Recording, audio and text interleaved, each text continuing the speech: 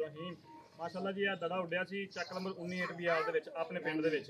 ਇਹਦੇ ਵਿੱਚ 108 ਕਬੂਤਰਾਂ ਨੇ ਸਮਿਲ ਕੀਤੀ ਜੀ। ਅੱਜ ਮਾਸ਼ਾਅੱਲਾ ਟੈਂਪਰੇਚਰ ਵੀ ਬਹੁਤ ਤੇਜ਼ ਸੀ 45 ਤੇ। ਇਹ ਕਬੂਤਰ ਆਪਣਾ ਮਾਸ਼ਾਅੱਲਾ 5:30 ਵਜੇ ਜਿੱਤਿਆ ਜੀ, ਪੌਣੇ 6 ਬੈਠਾ। ਬਹੁਤ ਬਹੁਤ ਮੁਬਾਰਕ ਹੋਵੇ ਲਜਪਾਲ ਜੋਈਆ ਫਿਲਮ ਕਲੱਬ ਵਾਲਿਆਂ ਨੂੰ।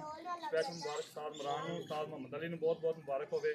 ਸਾਡਾ ਸਪੈਸ਼ਲ ਮੁਬਾਰਕ ਉਸਤਾਦ ਹੁਨਾ ਚੀਚਾਵਤਨੀ ਤੋਂ ਮਾਸ਼ਾਅੱਲਾ ਉਹਨਾਂ ਨੂੰ ਬਹੁਤ ਬਹੁਤ ਮੁਬਾਰਕ ਅਸੀਂ ਪੇਸ਼ ਕਰਦੇ ਹਾਂ। ਇਹ ਕਬੂਤਰ ਮਾਸ਼ਾਅੱਲਾ 5 ਤਰੀਕ 20 ਤਰੀਕ 5ਵਾਂ ਮਹੀਨਾ 2024 ਦੇ ਵਿੱਚ 108 ਕਬੂਤਰ ਉੱਡਿਆ ਜੀ ਆਪਣੇ ਪਿੰਡ 19 8BR ਦੇ ਵਿੱਚ। ਇਹ ਮਾਸ਼ਾਅੱਲਾ ਕਬੂਤਰ ਆਪਣਾ ਵਿਨ ਹੋ ਗਿਆ। ਇਹ ਵਾਮ ਖਲੀ ਮਾਸ਼ਾਅੱਲਾ ਬੜਾ ਚੰਗਾ ਹੋ ਕੇ ਕਬੂਤਰ ਵਿਨ ਹੋ ਗਿਆ। ਇਹਦਾ ਨਾਮ ਜਿਹੜਾ ਹੈਗਾ ਸੀ ਫਸਟ ਨਾਮ ਲੱਖ ਰੁਪਈਆ ਸੀ ਜੀ, ਬਿਲਕੁਲ ਫ੍ਰੀ ਐਂਟਰੀ। ਦੂਸਰਾ ਨਾਮ 30,000 ਰੁਪਈਆ ਸੀ। ਮਾਸ਼ਾਅੱਲਾ ਇੱਕ ਕਬੂਤਰੀ ਆਪਣੀ ਫਿਰਦੀ ਪਈ ਹੈ। ਇਹ ਕਬੂਤਰ ਆਪਣਾ ਜਿੱਤ ਗਿਆ। ਬਹੁਤ ਬਹੁਤ ਮੁਬਾਰਕ ਪੇਸ਼ ਕਰਦੇ ਹਾਂ ਅਸੀਂ ਸਾਰੇ ਭਰਾਵਾਂ ਨੂੰ।